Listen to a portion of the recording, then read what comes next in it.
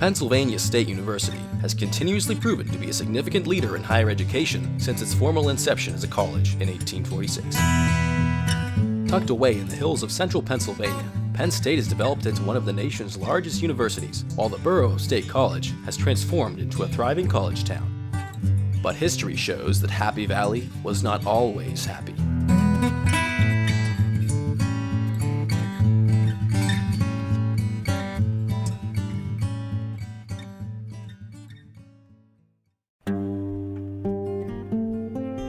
In the spring of 1791, Hadafens and Frieda State of Tutzing, Germany, celebrated the birth of their first and only child, Johann P., the future founder of Penn State University.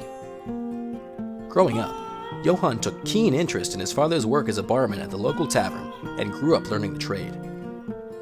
However, unexpectedly in 1816, high winds caused a countrywide shortage of alcohol. Because of this, Johann boarded a ship en route to America and settled down in the small town of Scheisse, North Carolina.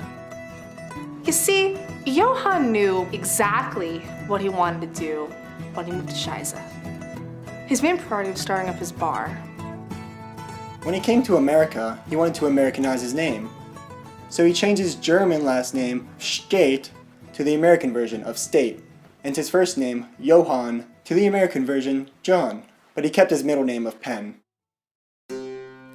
John Penn State's Tavern opened its doors in early 1817. The tavern thrived for 4 years until a dispute in town prompted John to move the business. I've hasty now. Everyone thinketh John the Penn State and mine own name stand for the states of Pennsylvania? Well, alas those folk. I'm moving to Pennsylvania. The townspeople seemed to think that it was silly not to have the tavern in Pennsylvania. So John Penn State embarked on the long 48-mile journey to central PA with nothing but a sack of alcohol on his back. He decided that he wanted room around his bar to grow, so he picked an ideal location around a kind of crossroads between a few neighboring towns. However, there was one building already there. It was a kind of laboratory run by the acclaimed biologist, Stu Pickles. The Testing Bureau of Introduced Curiology performed various testing experiments on squirrels and their behavior, but was under siege by the government at that time for drug trafficking. John must have said to himself, "Gee, this is the perfect opportunity." He managed to get a hold of the building, and he changed it into his tavern. All the hundreds of squirrels inside the lab, he just let them go. Any squirrels you see in the area today are likely direct descendants of those pickle squirrels. Before too long, the new Penn State's Tavern had become so successful that a town had started being built around it. Over time, houses started being built, then came general stores, and then doctors. It was starting to become a fully fledged town. Education became very important for the townspeople. They wanted and needed schools to be built. So that bar became the center of everything. The schools, they were built around it. 12 education buildings were built over the next 20 years with help from bar owner John State, who helped run them until his death from an automobile accident in 1846. The Pennsylvania state government hired officials to continue running the education buildings, but officially combined everything to form Penn State University. In addition, the town was also renamed State College. Both names paid tribute to the school's founder, John Penn State. With no one to run Penn State's Tavern, the bar had to be closed. But the tradition of drinking still continues in Penn State and colleges across America. The old tavern building in the end was saved and was transformed into what is now Old Main. After the college was founded, it grew exponentially. More buildings were built, more departments were added, and by the early 1900s, the average yearly enrollment had reached about 400 million. Penn State and its culture became huge. Today it's famous for partying and culture, but also traditions. One popular Penn State tradition began in 1908, when a beaver was seen running down a newly paved, unnamed road. It was then decided that the road be named Beaver Avenue, and every year since then, a beaver has been ceremonially released to run down that road. Some trouble did come from that tradition. when the stadium was being built, they needed a name for it. So naturally, the guy who built the stadium got to name it. The guy figured he would name it after our school's mascot, so it became Beaver Stadium. Yeah, he thought our school's mascot was a beaver, and he was too embarrassed to change it after he realized it was actually a lion. Like Beaver Avenue, many streets and places in State College reference important events in Penn State history. Curtin Road was named after the 7th Penn State president, who collected curtains, but was very bad at spelling. Pollock Road is named after Polish people.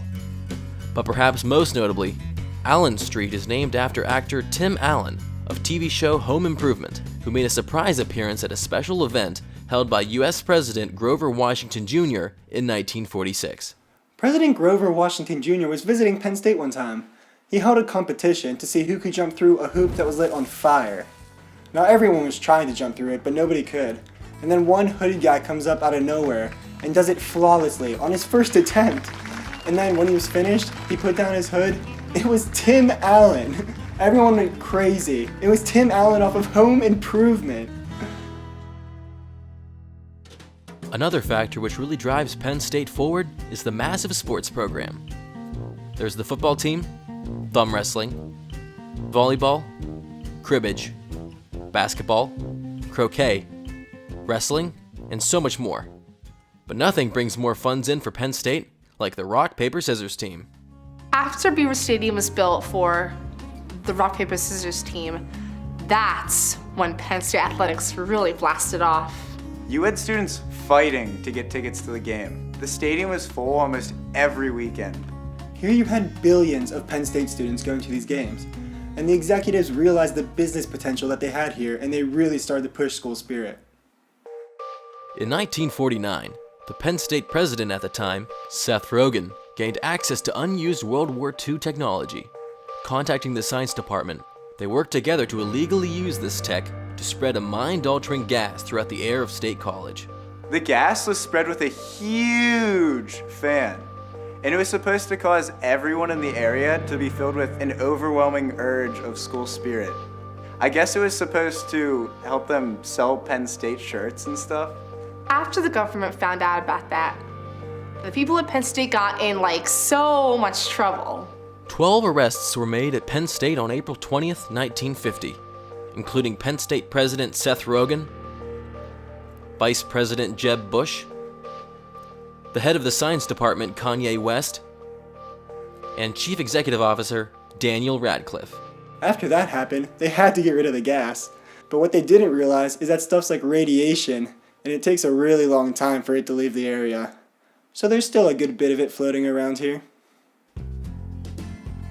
The next Penn State president, Michael Scott, came out, made an oath, and said, "We will be a clean-spirited school." And he sought to get something to spread the spirit without gas, and that became the Lion Shrine. Michael Scott knew the importance of making this statue a reality. However, Penn State had a thin budget at that time, so a statue of that size and material could not be realized.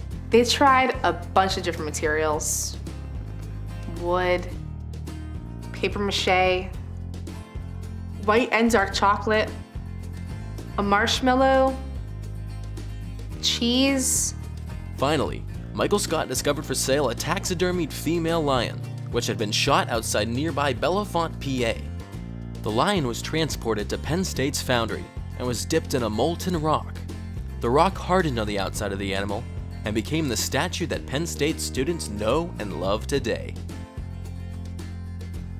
The Lion Shrine became incredibly important to Penn State sports. It actually became common for rival students to come and pull pranks on the Lion Shrine just to take away some of that good old Penn State spirit. In 1971, during the homecoming rock, paper, scissors game, the rival school ICUP vandalized the shrine in the middle of the night. They cut off the lion's ear, and they took it. The statue, that is. They left the ear behind. Another such occasion occurred in 1976, when rival students snuck a male lion onto the campus and impregnated the shrine. The shrine later gave birth to 10 wonderful baby cub statues, which were then gifted to the Commonwealth campuses. Penn State today is the direct product of its fascinating history. From the school's marvelous education program to its beautiful campus, the university is something to be proud of. Even after the Battle of Waterbuge-Benard in 1987 between the Squirrels and Waterbuge-Benard's skeleton army, which destroyed 90% of the campus and killed 100 billion people, we always bounce back. We are